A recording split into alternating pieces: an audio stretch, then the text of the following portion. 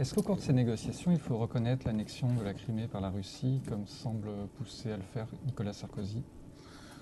Euh, Évidemment, la situation de la Crimée, mais on peut en chercher d'autres, en Géorgie.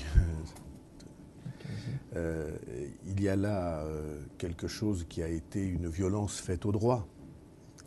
Et on ne peut pas effacer les violences faites au droit d'un coup d'éponge sur le tableau, comme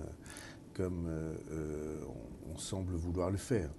Cela dit, il y a une chose qu'il faut prendre en compte aussi, c'est la volonté des communautés, pour ne pas dire des peuples. Vous savez, la vieille idée du général de Gaulle, le droit des peuples à disposer d'eux-mêmes, ce qui est une idée majeure pour nous tous.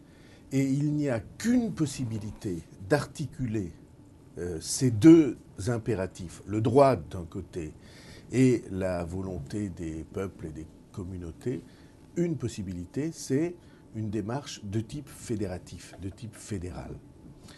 L'idée que, au fond, ça n'est pas si difficile de vivre ensemble et de partager l'essentiel. Chacun étant ce qu'il est, assumant son identité culturelle, son identité linguistique, la reconnaissance des liens qu'on a Et donc avec sur la des Crimée, grands ensembles. il faut que le droit international reconnaisse... Si vous me permettez, je vais aller encore un peu plus loin. Je vais faire un pas de plus. Je pense depuis longtemps que le jour où cette réalité-là s'imposera dans les zones de conflit, on vit ensemble, mais chacun est responsable au fond de ce qui tient à son identité, à son propre destin, à l'intérieur de l'ensemble.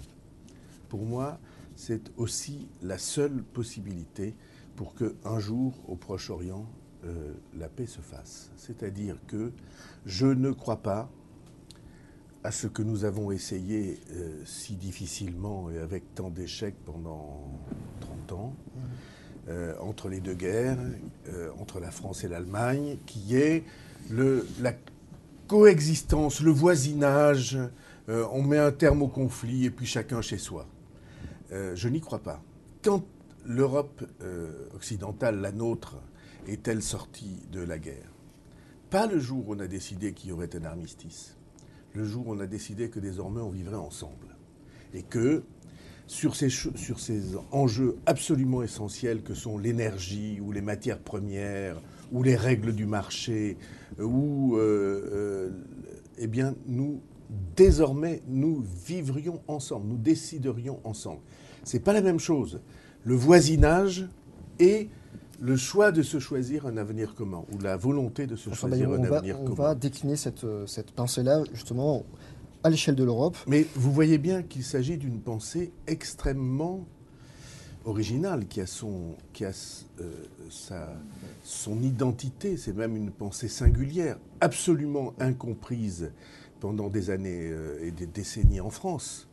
Parce qu'en France, chaque fois qu'on prononce le mot fédéral, alors on croit qu'il s'agit de la volonté de donner le pouvoir sur notre vie à d'autres. C'est exactement le contraire. L'idée fédérale, c'est qu'on va vivre ensemble en partageant des sujets essentiels et pour le reste en assumant chacun notre identité, notre avenir, notre histoire, notre patrimoine.